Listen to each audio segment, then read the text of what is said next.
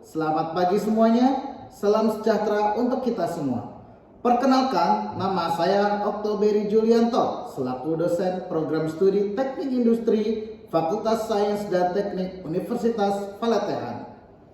Mata kuliah yang saya ampu selama saya mengajar di program studi Teknik Industri Fakultas Sains dan Teknik Universitas Palatehan tentunya berkaitan dengan bidang saya, yaitu rekayasa industri dan manajemen.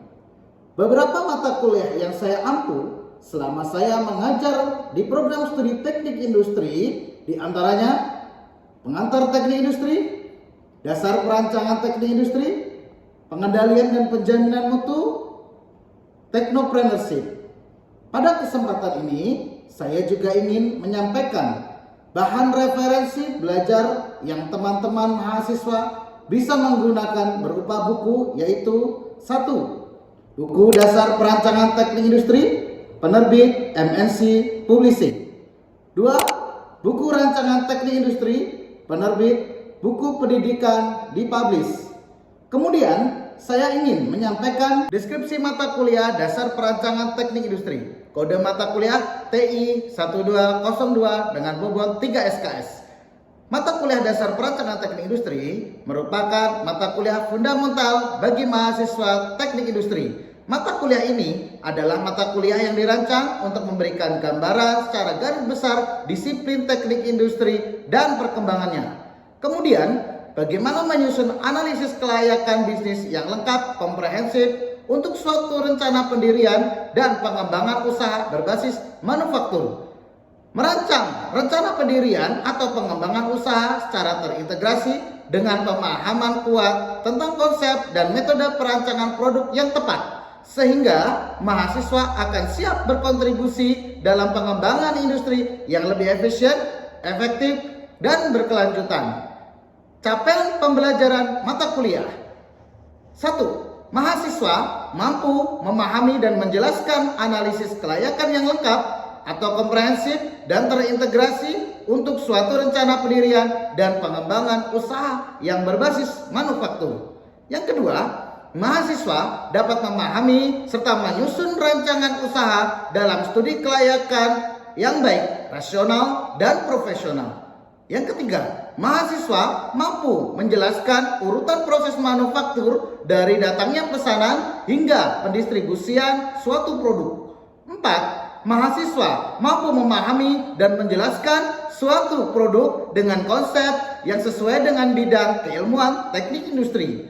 5. Mahasiswa mampu memahami konsep dasar tata letak fasilitas dan pemilihan lokasi suatu usaha. 6. Mahasiswa mampu mengidentifikasi dan menganalisis unsur-unsur biaya produksi. Teknik pembelajaran. Setelah kita mengetahui tentang deskripsi umum mata kuliah dan kita juga sudah menyimak capaian pembelajaran mata kuliah Dasar Perancangan Teknik Industri, selanjutnya saya akan membahas teknik pembelajaran menggunakan teknik DIE. Yang pertama, delivery. Teknik pembelajaran atau penyampaian materi pembelajaran metode delivery saya lakukan dengan cara menyampaikan bahan materi atau bahan tayang berupa PowerPoint, video pembelajaran, modul, buku referensi yang kita upload melalui Siakat Universitas Palatehan atau metode daring, online, atau kita juga bisa memakai video Zoom meeting dan juga Google Classroom. Dalam teknik ini, untuk membangkitkan konsentrasi mahasiswa dalam pembelajaran, saya selalu menanyakan atau mengajukan sebuah pertanyaan, memperjelas apakah materi dari yang saya sampaikan sudah bisa mereka pahami atau bisa dimengerti. Kemudian, saya juga sering menanyakan kepada mahasiswa apakah materi dari saya yang sudah saya sampaikan ini ada pertanyaan atau tidak.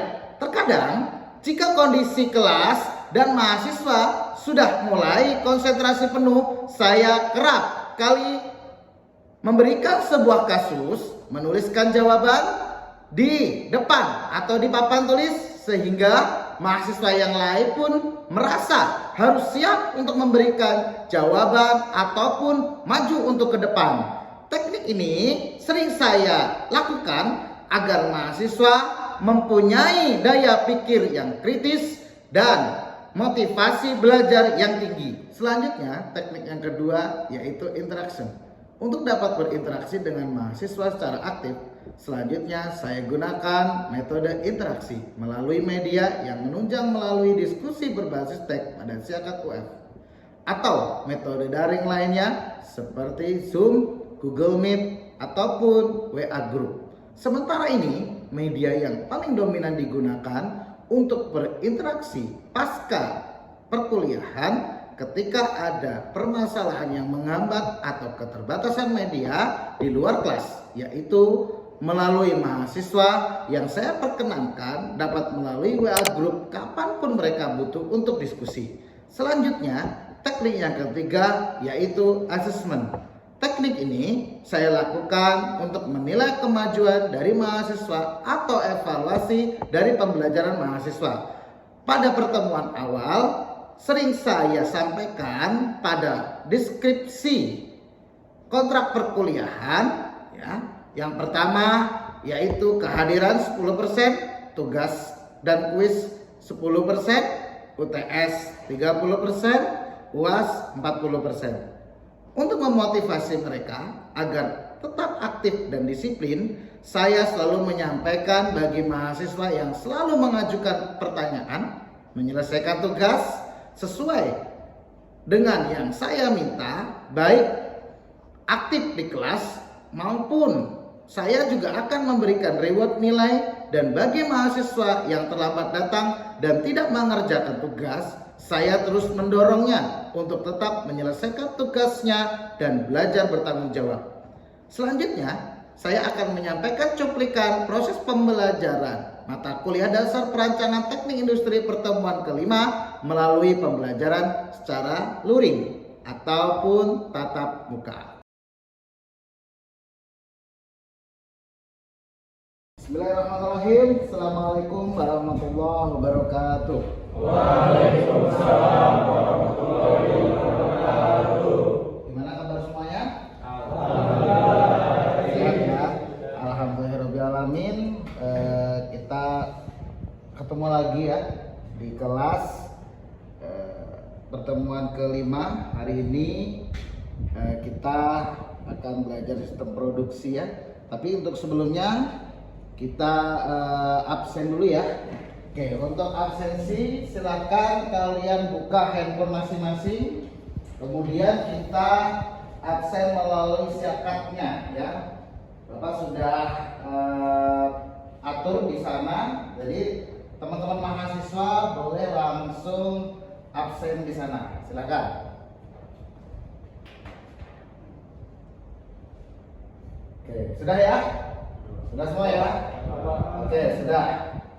Sebelum kita masuk ke sini ya, pada pertemuan minggu lalu kita sudah bahas ya terkait studi kelayakan bisnis dan SWOT ya. Sebelum ke sini juga, Bapak akan tanya dulu ke kalian. Pertama ke saudara Afrizal ya. Oke, Afrizal.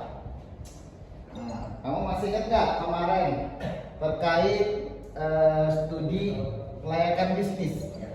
Oke, tolong jelaskan pengertian dari studi kelayakan bisnis serta sebutkan juga manfaatnya. Yuk. Oke, baik. Studi kelayakan bisnis adalah proses evaluasi yang sistematis terhadap berbagai suatu aspek rencana bisnis untuk menentukan rencana ini layak untuk dijalankan. Dan untuk manfaatnya yaitu yang pertama adalah mengurangi resiko kerugian, kedua mempermudah perencanaan usaha, ketiga mempermudah pelaksanaan pekerjaan, keempat mempermudah pengawasan, dan yang terakhir membantu pengambilan keputusan. Oke, terima kasih. Selanjutnya kita lebih kepada SWOT ya. Oke, kita panggil Reza yang duduk di belakang. Nah, Mas Reza, coba sebutkan dan jelaskan pengertian dari SWOT. Silakan Mas Reza. Baik Pak, izin jawab. Sebelumnya analisis SWOT adalah teknik perencanaan strategis yang digunakan untuk mengevaluasi strength atau kekuatan, weakness atau kelemahan, opportunities atau peluang, dan chance atau ancaman dalam suatu proyek atau bisnis. Nah, di sini juga ada faktor internal yang merupakan kelebihan atau potensi positif yang dimiliki. Ini bisa berupa sumber daya, aset, keahlian, atau keuntungan kompetitif. Yang kedua, weakness, faktor internal yang merupakan kekurangan atau keterbatasan yang dimiliki. Ini bisa berupa sumber daya yang terbatas, kurangnya keahlian, dan atau kelemahan atau proses internal. Yang ketiga ada faktor internal yang menguntungkan dan dapat dimanfaatkan. Ini bisa berupa tren pasar atau perubahan kebijakan atau pengembangan teknologi. Dan yang terakhir adalah faktor eksternal yang berpotensi merugikan dan dapat menghambat. Ini bisa berupa persaingan bisnis, perubahan regulasi, atau perubahan spesifikasi konsumen. Oke, terima kasih Abu Rizal sama Mas Reza. Itu ya tadi kita ulas, kita dengar juga dari saudara Rizal sama Reza ya. Jadi terkait studi kelayakan bisnis serta SWOT. Jadi untuk sistem studi kelayakan bisnis itu kita memang betul-betul harus jalankan ya, sebelum kita usaha ya. Sebelum kita memulai bisnis, sebelum kita melakukan suatu usaha, layaknya kita harus ikut dulu tuh studi kelayakannya ya. Layak atau tidak nih bisnis kita ke depannya, sehingga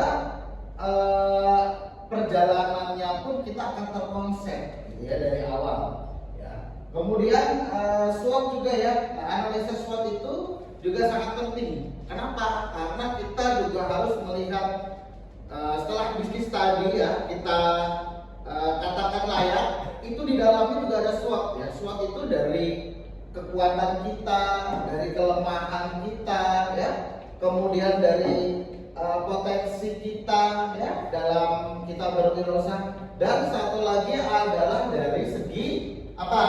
Kelemahan ya, kelemahan daripada usaha kita. Oke, itu ya. Baik, kita materi selanjutnya terkait sistem produksi. Nah, sebelumnya sudah ada yang tahu belum sistem produksi itu apa? Belum tahu ya? Oke. Nah, kita simak di sini. Pertama, sebelum kita uraikan atau kita jelaskan semua apa arti daripada sistem produksi, kita mulai dulu dari pengertian sistem. Jadi kita kan sering dengar tuh apa itu sistem, ya kan? Tapi kadang kita nggak tahu nih sistem itu apa, ya. Nah, sistem itu adalah sekumpulan unsur ya yang saling berkaitan dan saling mempengaruhi. Jadi segala sesuatu yang semuanya saling berkaitan, bergantungan. Jadi kalau salah satu unsur atau syaratnya itu tidak terpenuhi, maka tidak akan jadi. Gitu. Kayak kita nih manusia nih ya, manusia itu kan ya penciptaannya lengkap nih ya. Ada mata, ada telinga, ada kepala, ada tubuh, ada tangan, ada kaki. Nah, ini sebuah sistem di diri kita ya. Misal nih dari diri kita, mohon maaf, mata kita nggak ada, kira-kira apa yang terjadi? Nggak bisa melihat, artinya nggak akan lengkap, enggak? Ataupun tangan kita nih, tangan kita nggak ada nih, alhamdulillah ya, dua tangan ataupun kaki nggak ada, apa yang terjadi? Ya, nggak akan lengkap ataupun nggak akan sebegitu nikmatnya ya hidup ini, betul nggak? Nah, sama ini definisi sistem. Jadi semuanya saling melengkapi, saling bersyarat ya. Terus di sistem ini juga memiliki tujuan ya, terdiri dari subsistem, interaksi dengan lingkungan. Jadi semuanya itu saling berkaitan antara sistem ini ya. Nah, memiliki tujuan ya, artinya jika kita diciptakan kayak kita manusia ini diciptakan, tentunya kita juga akan punya tujuan. Nah, mungkin dong Allah menciptakan kita tanpa ada memiliki tujuan, ya kan? Benar nggak? Kalau kita artinya apa? Ya sistem yang kita yang dibuat itu, entah ada ini sistem himpunan, ya, sistem pembelajaran, sistem perekrutan mahasiswa, itu semuanya memiliki tujuan, gitu loh. Ya, kalau kita nggak punya sistem, apa yang terjadi? Berantakan semuanya, nggak akan nggak akan melengkapi, ya, gitu ya. Terus terdiri dari subsistem artinya turunan sebelumnya ada, artinya berkaitan, gitu loh. Terus selalu berinteraksi subsistem itu, jadi antara A, B, C dan yang lainnya pun juga sama. Artinya contoh kayak kita manusia, ya, ketika kita ini sekarang udah besar, udah gede seperti ini, sekarang kita udah jadi mahasiswa, tentunya ada awalnya ya SMA, SMP, SD, ya, PAUD, ya, kemudian kita dari kecil, ya, bahkan kita ada awalnya juga di dalam kandungan, gitu kan? Betul nggak? Jadi semuanya saling berkaitan. Ada nggak manusia baru lahir tiba-tiba langsung kuliah? Ada nggak? Nggak ada. Nah, artinya itulah yang namanya suatu sistem, ya. Semuanya saling berkaitan. Kemudian apalagi dengan namanya lingkungan, kita juga sama, ya. Nggak mungkin kita hidup tapi nggak ada lingkungan, ya. Coba kalau misalnya diri kita hidupnya sendiri di dunia ini, nggak ada orang, ya, apa yang terjadi? Nggak akan bisa hidup, betul nggak? Nah, itu ya yang namanya sistem. Jadi semuanya saling bergantungan. Oke, next. Nah, ini karakter sistem yang tadi saya bilang, ya. Jadi ada komponen, ada batas sistem, lingkungan luar sistem, penghubung, masukan. Nah, ini semua saling berkaitan, ya. Ya, semuanya saling berkaitan. Antara luaran, ya, pengolah, masukan. Nah, ini input, proses, output, ya. Benar nggak? Contohnya juga filosofinya kita setiap hari-hari, ya. Kalau kita makan terus, masukkan terus yang ada di perut, kira-kira kalau nggak di output, nggak dikeluarkan, apa yang terjadi? Ya, penyakit semuanya akan keluar. Jadi perlu ada yang namanya proses ini, ya, input, proses, dan output. Nah, ya. Jadi ini adalah satu kesatuan yang baku, nggak bisa. Kalau misalnya proses tanpa adanya input, apa kira-kira yang bisa diproses? Nggak ada pemasukan nih, apa kira-kira yang diproses? Nggak ada, ya kan? Apalagi hanya output aja, keluaran aja atau keluar aja, nggak bakal ada, benar nggak? Kalau kita hanya keluar mulu tapi nggak ada pemasukan, kira-kira apa yang mau dikeluarkan? Nggak ada, ya. Artinya ini adalah satu kesatuan, ya, input, proses, dan output. Jadi ini adalah ilmu di teknik industri ini sebetulnya bisa kita terapkan, ya, di dunia kehidupan kita, ya. Kalau kalian mau untuk hidup nyaman, hidup normal, di lingkungan pun disenangi oleh orang, damai, ya, artinya perlu ada proses gitu. Prosesnya apa ya? Menjaga akhlak, ya, berhubungan dengan baik dengan orang lingkungannya. Artinya ini adalah filosofinya, ya, gitu, ya. Oke, ya. Oke, sampai sini ada yang mau bertanya? Saya mau nanya, Pak. Nah, silakan. Saya mau nanya terkait apa tujuan utama dari produksi dalam dunia industri manufaktur. Apa tujuan dari? Utama dari sistem produksi dalam dunia industri manufaktur. Oke, terima kasih. Ya, jadi tujuan utama daripada sistem produksi itu adalah untuk memberikan konsep atau gambaran umum ataupun aliran-aliran yang jelas, ya. Jadi produksi itu harus diberikan atau digambarkan bentuknya sebuah aliran. Jadi dari tahap inputnya, dari material itu masuk, ya, dia ditampung dulu, ya. Kemudian setelah masuk, dia akan masuk ke perusahaan, ya. Dia akan diproses, ya. Prosesnya tentunya ada tahapan-tahapannya, ya. Setelah itu baru dia akan jadi. Nah, jadi pun itu nggak akan langsung dijual, tapi perlu ada yang namanya quality controlnya, ada checkingnya dulu. Ya, artinya sistem produksi itu ya seperti itu fungsinya. Ya, untuk apa? Untuk memudahkan perusahaan dalam mengembangkan atau menciptakan suatu produk. Gitu. Jadi ada alir-alirannya seperti itu ya. Oke, ada lagi? Ya. Bisa bertanya Pak, di sini saya ingin bertanya mengenai bagaimana penetapan produksi pengembangan efisiensi sistem produksi. Oke, perencanaan ya. Oke, pertama alasannya ya. Alasannya itu adalah perencanaan itu kepada perencanaan terhadap sistem produksi. Alasannya adalah penting ya. Pertama apa? Sistem produksi itu untuk menjaga yang namanya kualitas atau meningkatkan kualitas ya. Kalau nggak ada namanya produksi, tentunya kualitas itu akan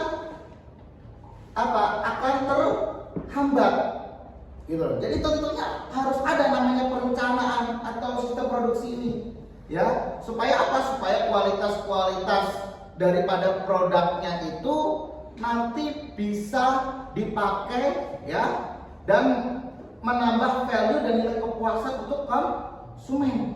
Karena perusahaan itu sumber kehidupannya dari mana? Dari konsumen, dari adanya namanya pembelian produk. Jadi perencanaan itu perlu, penting gitu ya. Kemudian yang kedua adalah untuk mengatur waktu ya. Kenapa perlunya ada perencanaan? Karena setiap step-step prosesnya itu tentunya ada waktunya gitu kan. Kira-kira pas material itu diproses berapa menit, berapa jam, itu perlu gitu kan. Kemudian nanti masuk ke proses ya. Prosesnya apa? Misalnya direbus dulu ya, ataupun dipanasi dulu, dilebur dulu. Nah, itu semua harus ada waktunya dan ada targetnya gitu kan. Kalau nggak ada waktu, nggak ada target, tentunya perusahaan itu nantinya akan ngambang, nggak akan ada target. Makanya perlu ada yang namanya perencanaan gitu. Ya, paham ya semuanya? Oke. Nah, ini faktor-faktor yang cenderung menghambat pengembangan produk baru. Pertama adalah kekurangan gagasan ya. Jadi gagasan produk barunya itu kurang, belum ada. Ya, sehingga apa? Ya, produknya itu tidak bisa berkembang gitu. Jadi sebenarnya dari gagasan, dari ide gitu kan. Nah, ide atau gagasan ini sebetulnya bisa didapat ketika perusahaan ini dia survei. Ya. Next. Nah, ya.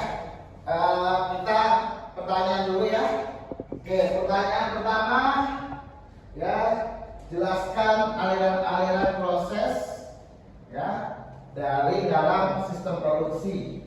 Nah, Bapak mau tanya ke Rizky Sarul, mana Rizky? Nah, coba jabarkan atau terangkan tentang aliran-aliran produksi dalam sistem produksi. Aliran-aliran proses dalam sistem produksi, silakan. Terima kasih Pak atas pertanyaannya. Aliran proses dalam sistem produksi. Sistem produksi melibatkan beberapa aliran proses utama yang saling terkait dan bergantung satu sama lain untuk mencapai tujuan produksi yang efisien dan efektif. Aliran-aliran ini dapat disederhanakan menjadi 4, yaitu yang pertama aliran material untuk proses pergerakan bahan baku, komponen, dan material lain dari pemasok hingga menjadi produk jadi. Yang kedua, aliran informasi untuk pertukaran data dan informasi yang penting untuk pengembalian keputusan dan koordinasi antar bagian dalam sistem produksi. Yang ketiga, ada aliran keuangan untuk aliran dana yang berkaitan dengan biaya produksi, investasi, dan pendapatan. Yang terakhir, aliran tenaga kerja untuk penegosiasian dan pengelolaan sumber daya manusia yang terlibat dalam proses produksi. Terima kasih Pak. Oke, terima kasih. Yang kedua, jelaskan hubungan yang terjadi antara finansial, ya, marketing dan produksi, ya. Oke, Bapak mau tanya Imam Prasojo, ada Imam? Baik, Pak.